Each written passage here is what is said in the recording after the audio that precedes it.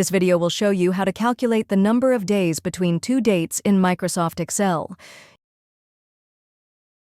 Using the DATEDIF function, type the start date in a cell, type the end date in a second cell, type equals DATEDIF, open parenthesis A1 comma, A2 comma, double quote D, close parenthesis in a third cell and press enter.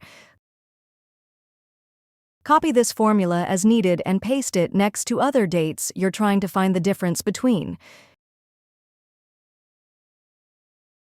Using the days function,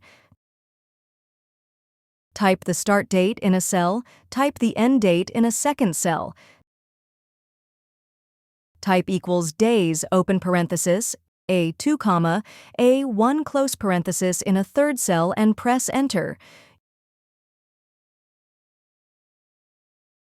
Using subtraction, type the start date in a cell, type the end date in a second cell, type equals A2-A1 in a third cell and press enter.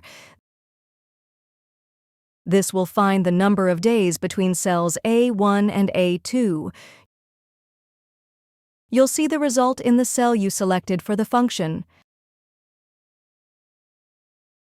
If you found this video helpful, please click the like button and subscribe to our channel for even more helpful tutorials.